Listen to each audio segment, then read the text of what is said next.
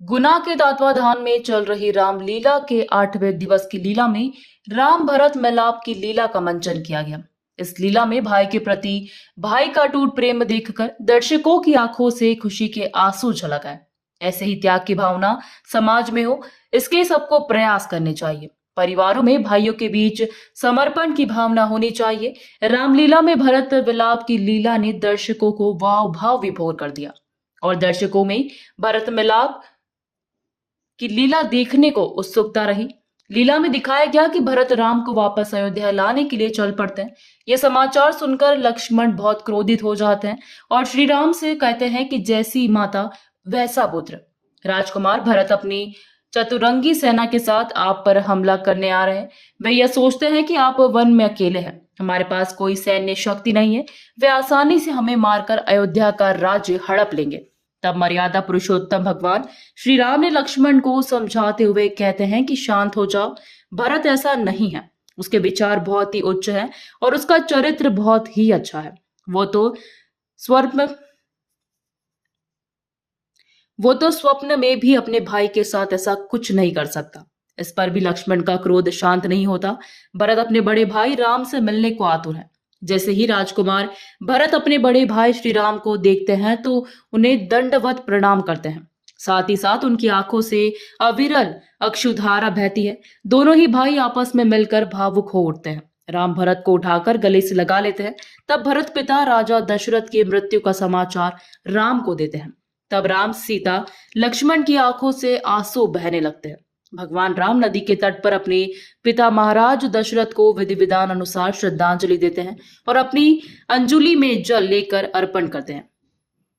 भरत राम को अयोध्या चलने के लिए मनाते हैं, लेकिन राम पिता के वचनों को पूरे करने की बात कहकर इससे इनकार कर देते हैं।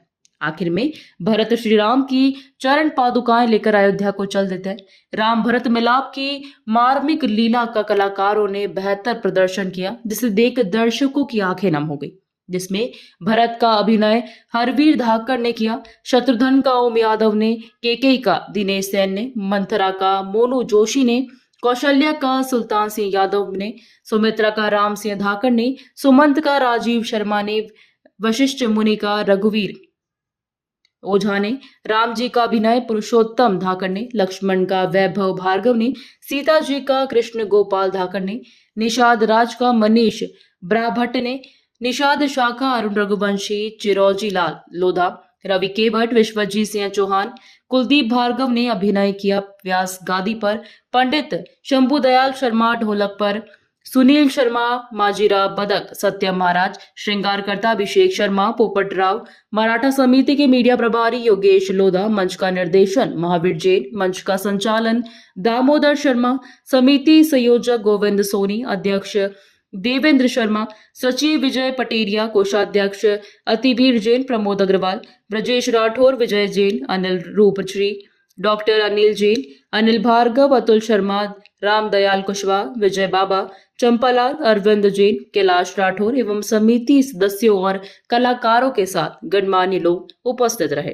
के चरणों में निषाद राज को प्रणाम करता है। कल्याण मस्तु चिरंजीवी भवा। जय हो। ज्ञान राम प्रिय जी ने सीसा भक्तन कहीं को जाय मनीषा। हे तात भरत,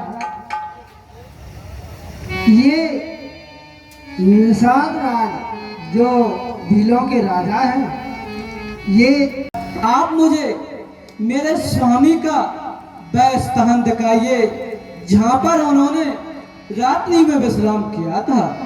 चलिए सखा। जहाँ तुम सुपा पुनीत तरुण रघुवर किए विश्राम। अगर मेरी ध्वनि उस चतुरंगिनी सेना तक जा रही है तो वो इस बात को सुन ले कि आज मैं प्रभु श्री राम के चरणों का सेवक होने का सुख लूंगा और भरत को रणभूमि में उचित और अनुचित का पाठ पढ़ाऊंगा। जय हो। राम राजा यही विधि भरत चले मगर जाहि राम को मनाए। कथा देख मुनि से बिहारी राम को मनाए। जय जय राम। जिला गुना से गोलू सैन की रिपोर्ट।